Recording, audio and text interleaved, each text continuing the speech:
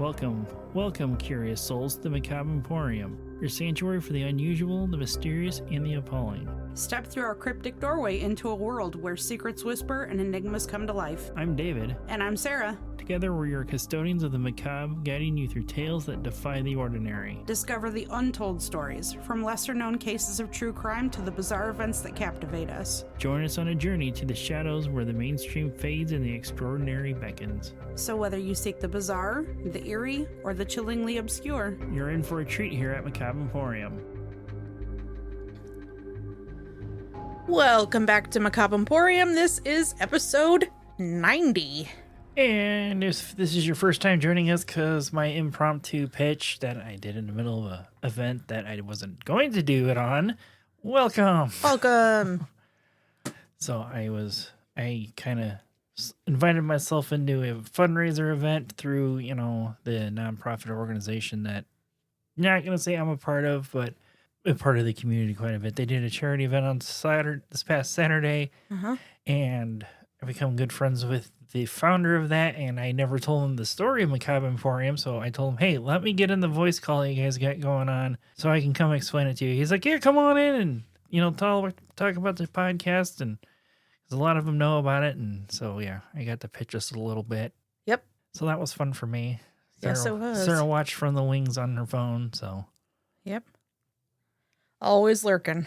Always lurking. But also, with that said, if you guys don't know about our Twitch channel, why haven't you come and see me yet? Good question. But if you are interested in coming and seeing me, I'm playing all sorts of weird shit throughout the week at, twitch.com/macabre_emporium. You don't have to have an account to lurk, but to talk to us in chat, you do have one at least. Need to have an account at least. Yep, and I lurk there too. Yep. Sometimes Sarah pops in and out of the chat from time to time, so Yep. There you go.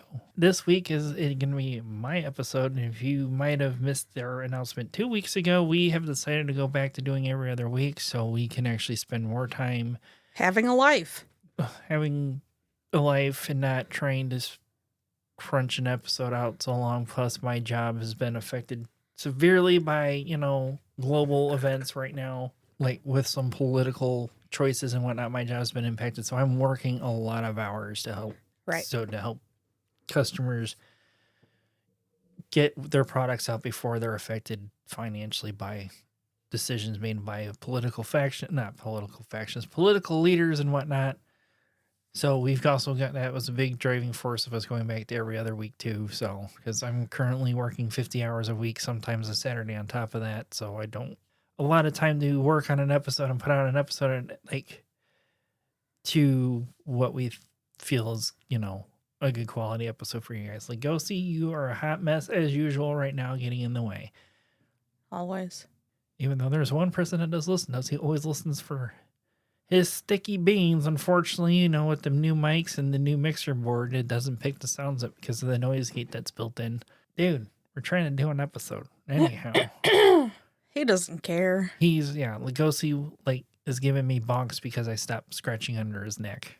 But this week I don't know how to really classify this as a medical condition, a medical oddity almost. Okay. I felt that it was fitting for, our show due to it being something that we spotted on a sideshow, and that's alien hand syndrome.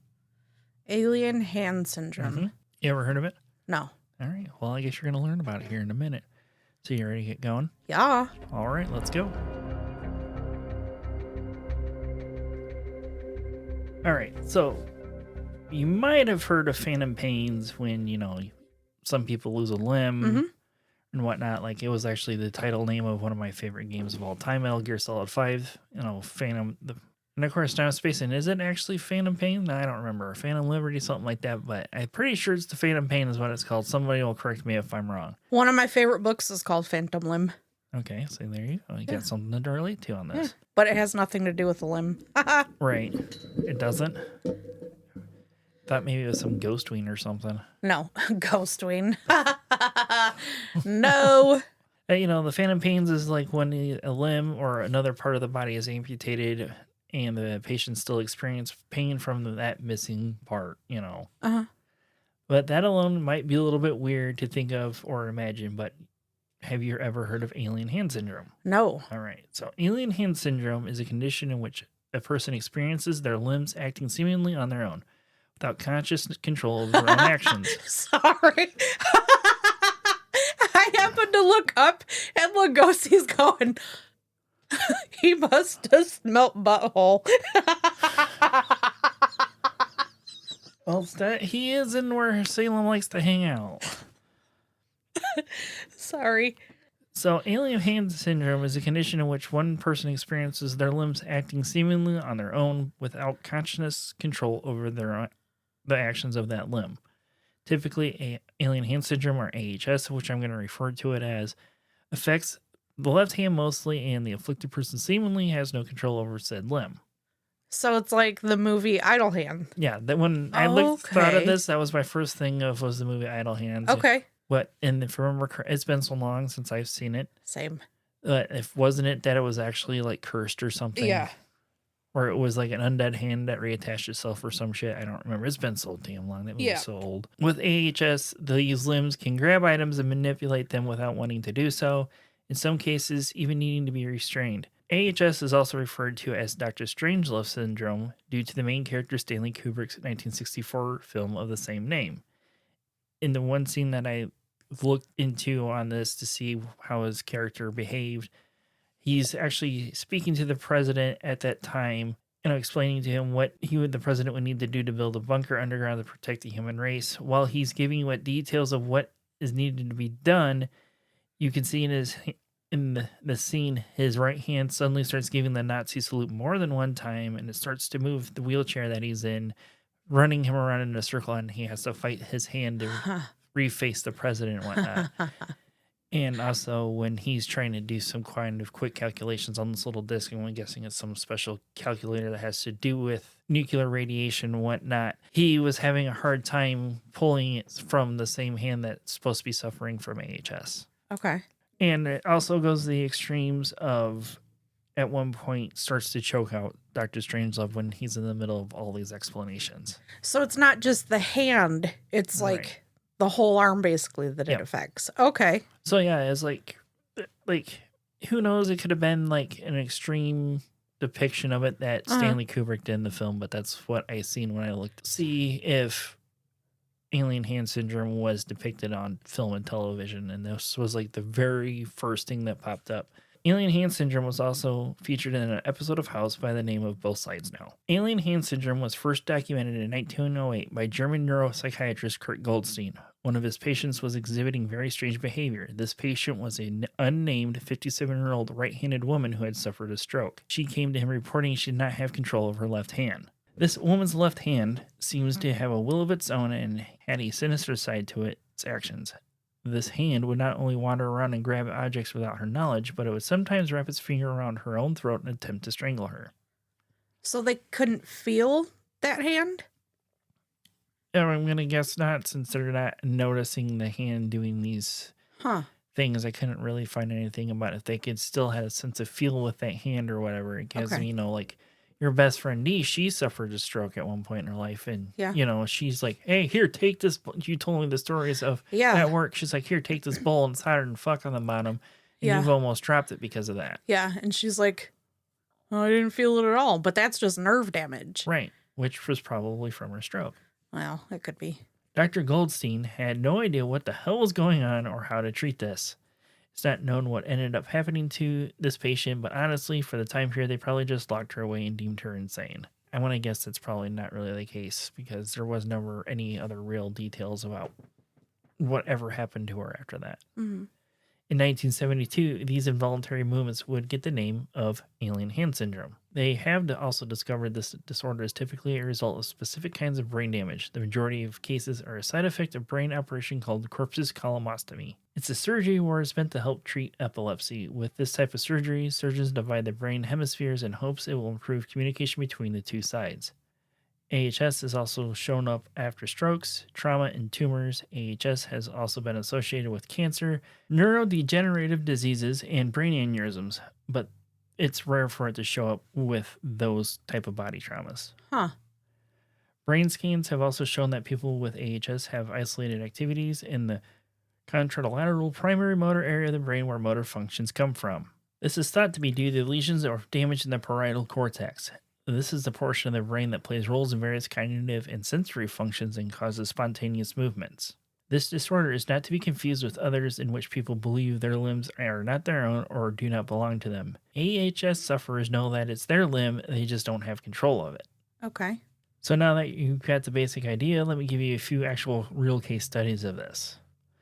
An 81-year-old right-handed woman in Massachusetts was being attacked by her own hand. She had gone to the hospital after suffering from confusion, disorientation, and left-sided numbness. She even misidentified her daughter as a nurse. It was not until the second day when her hand gained a mind of its own.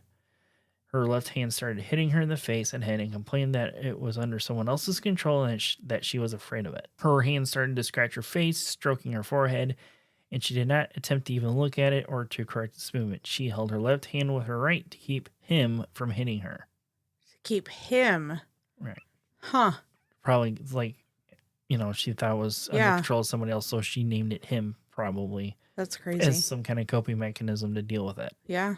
When she was transferred to Massachusetts General Hospital, she was asked what brought her in, and then she replied her left hand tried to strangle her. She said that someone was hitting her and choking her. She asked the nurse to restrain her left hand because she was afraid it kept hitting her breast and it would cause cancer. Is that even true? I've heard it is, but I don't know. I know that's like always something you hear in schools, like, people fucking around or whatever, and you hit somebody or get somebody to you, just like, stop it, you're going to give me cancer doing that, I don't know. Might be a myth. I'm not sure. Right. I didn't think about to look at that when, putting this together. According to the case report, these intermittent movements had an irregular speed with slow and smooth onset, but became more jerky and rapid before hitting her body. She would be alert. Her gaze was correct, but she had side-to-side swaying and her left side was slower at responding. She was not completely paralyzed on that side, but she was able to move, but it was not fluid or normal reactions.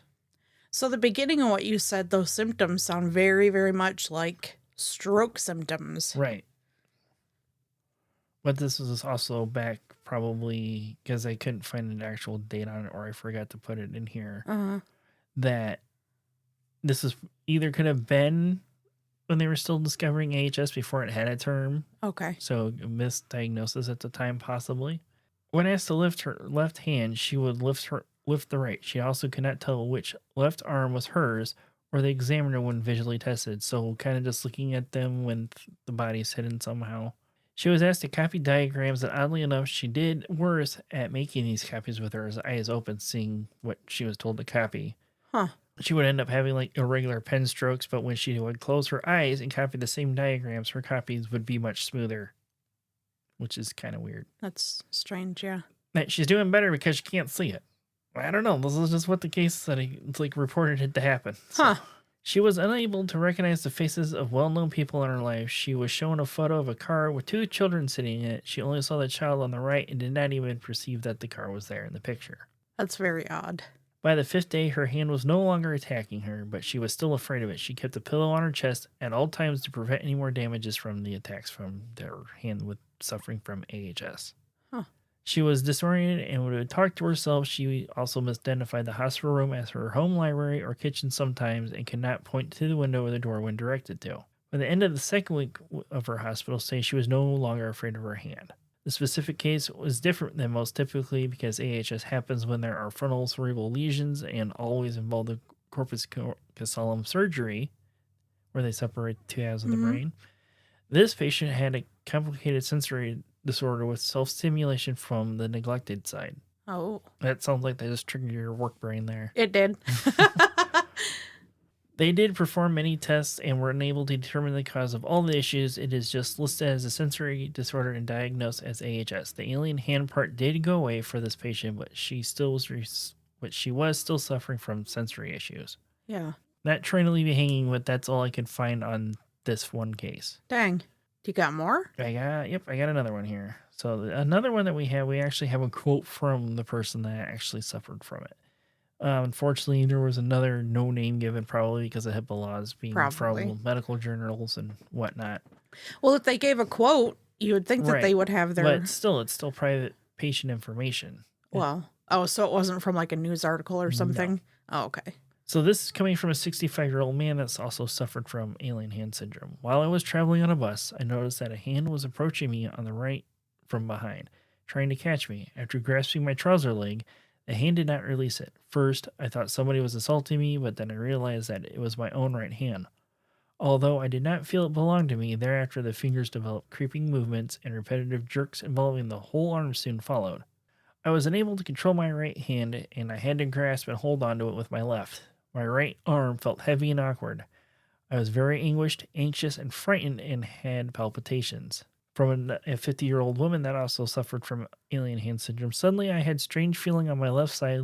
Later, I could not recognize that my left arm as my own. I felt it belonged to someone else and wanted to hurt me because it moved towards me. I saw it quite big and disoriented like a monster. I was terrified. This woman actually freaked out when her own hand was approaching her face, screaming from the doctors to stop the monster and saying, "Look, it's coming, please help me." And the doctors had to sedate her.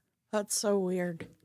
Yeah. This almost kind of reminds me of the people that, like, it in a way kind of reminds me of the people that were born completely, like, neurotypical, full-bodied, fully abled, Right. but inwardly felt that they were disabled or were meant to be disabled and will pay to have, like, a limb amputated because that's the way they felt they were supposed to be. Yeah, fuck those people. Do you know what I mean? Yeah. That's kind of how this feels to me, but I know these people weren't, like, doing this on purpose. Right. Like, I mean, there's enough cases out there that show, like, that this is... Yeah. But it has that same kind of feel to me, but not on purpose. Right. But those people that do that intentionally do that, fuck them. Sorry. Don't care. Yeah, I know. They're... I know. We're not going to get into that on this episode or ever. No. Because I'm sure you and I both feel the same way because because of what you do. But anyhow. Yeah. I don't think that's an episode that I could do and be nice about at all. Right. I don't even think that's something I can do for you and not be nice about it. Anyway, moving back on to this one, that's an actual thing. Yeah. A few cases have been reported as a subtype of alien hand syndrome where the alien hand is constantly meddling and getting in the way of what the person is wanting to do. I didn't think about it before until I just read it now. What? It's like a mini Scooby-Doo episode. Ruh-roh. Your hands are living out a Scooby-Doo episode because you got this alien hand meddling and getting away.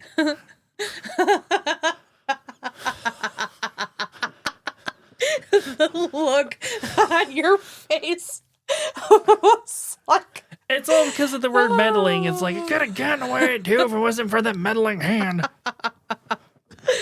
The look on your face was priceless. Like, you totally just stopped and that fucking light bulb went ding. I don't know why, because like I mentioned before, it's just dumb shit like that just pops into my head, like coming around the second time. I sometimes wish that we had visual to go with the audio so that people could see these faces that you do and apparently the faces that I do sometimes. Right. Because comedy. Right.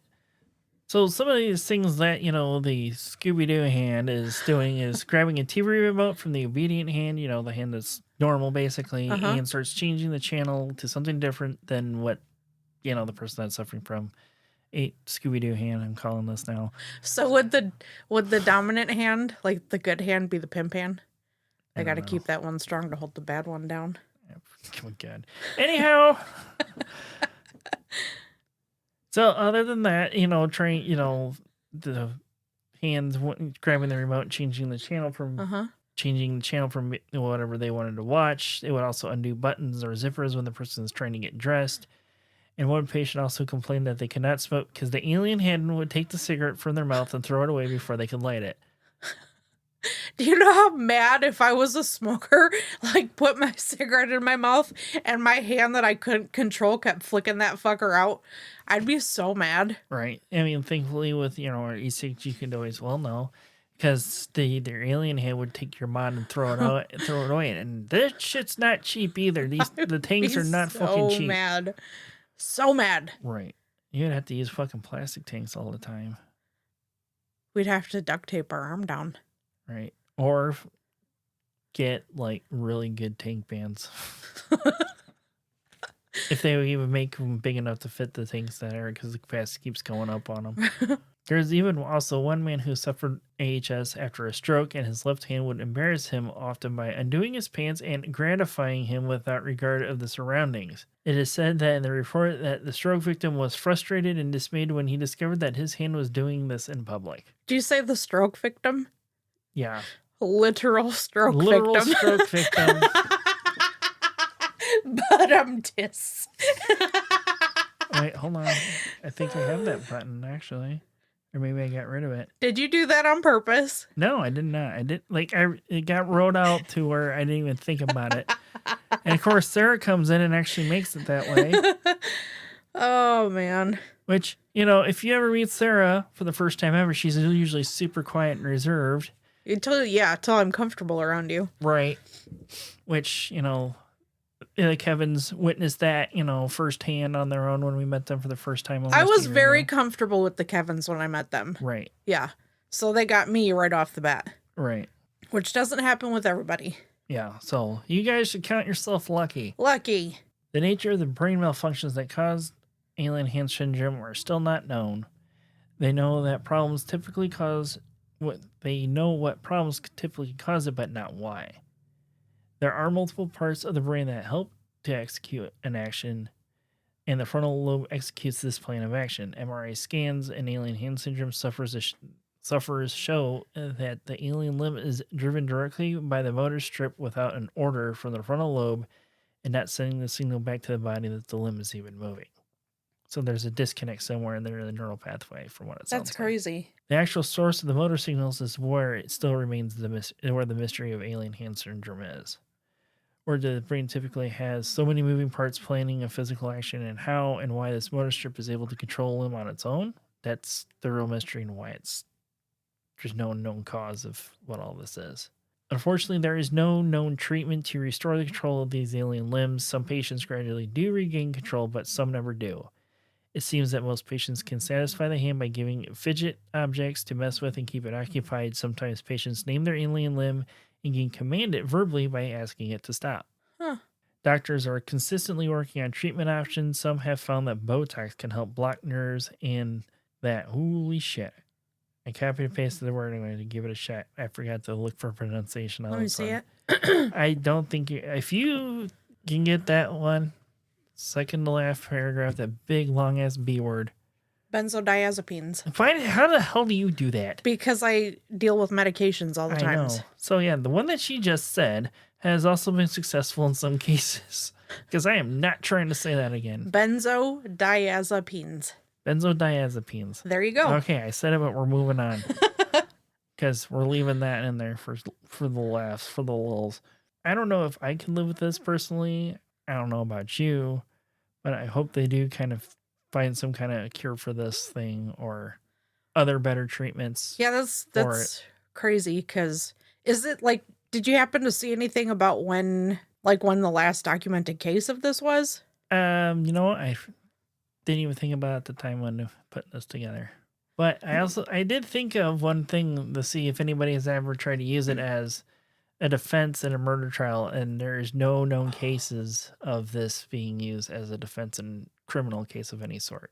Which would make you wonder, like, if that was to happen, with there being documented cases of it, if they would, and no known like cause or cure, right? How that would weigh for the defendant, right? I guess all we have to do is wait and see and keep an eye on it if it ever does come up. Interesting. And if somebody like some of these people that have this say that they were being choked by that hand, would that, like, if they were to die, would that be constituted as murder or suicide? Right. My guess is that they would probably list the cause of death as a suicide. Even though if their medical records show that they suffered from alien hand syndrome, I think they would still probably... Because technically it is their hand? Yes, that is still attached to their body, and that they would still count that as a suicide is my guess. That's crazy. That is very interesting. I've never heard of that. So, I thought, I love weird medical shit like that. Because I thought about it, it could be like part of a sideshow thing, which is, kind of fits, here in the Emporium, so... Find more stuff like that. I love weird medical. Weird medical stuff. Love weird medical. All right. I like it. All right. What other weird medical shit would we be able to find? Well, I mean, you've already covered Grady Stiles, the lobster boy. We've done that. And like plague doctors. Well, yeah. And you did, what other weird medical stuff? I don't think I've really done a whole lot of weird medical stuff, really. I feel like you've done, I mean, not medical, but medical-ish. Not much I can really think of. I feel like you have. Maybe I have. When, we're in 90 episodes at this point, I can't remember everything. We're right well past 90 episodes with technically the bonus episodes and the holiday episodes. Right. I don't know. We'll have to figure that out.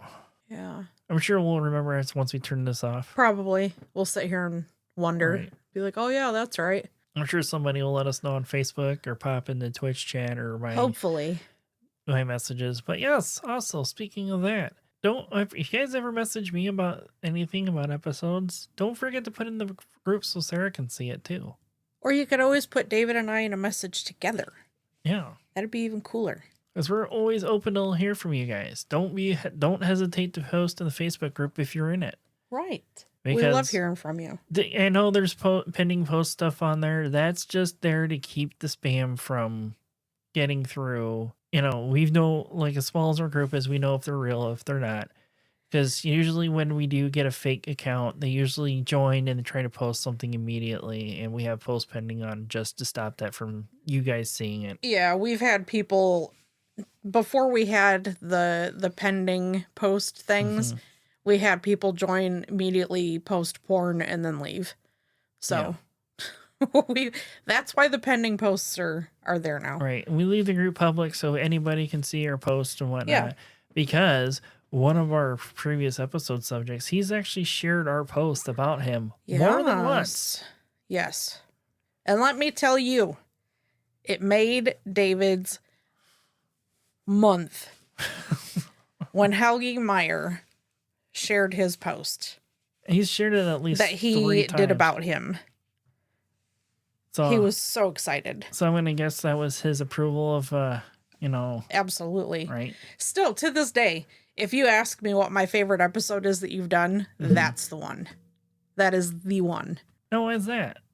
You just did it so well. Like that whole opening bit. Right. Perfection. I really need to get back into doing those again because that stuff usually a lot of people like those. That and I need sucks you into the story. Right, and that's one of the things that we got cut because we were compressing ourselves so bad on time because of work.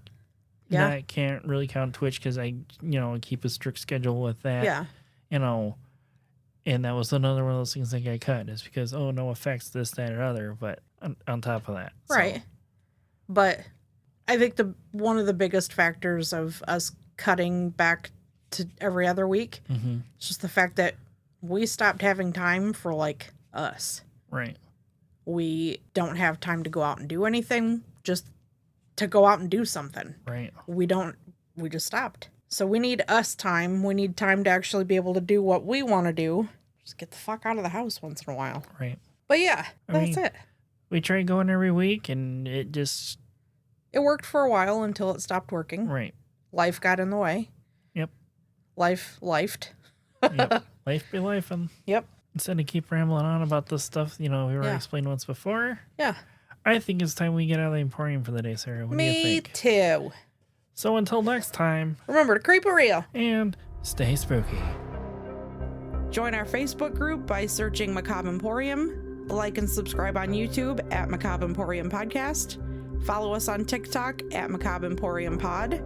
Follow us on Twitter at Macabre Emporium. If you have any stories of the paranormal, your local true crime, or weird history that you would like us to look into and possibly do an episode on, email us at macabreemporiumpod@gmail.com. And remember to follow, rate, review, and share whenever and wherever you can to help us grow our podcast.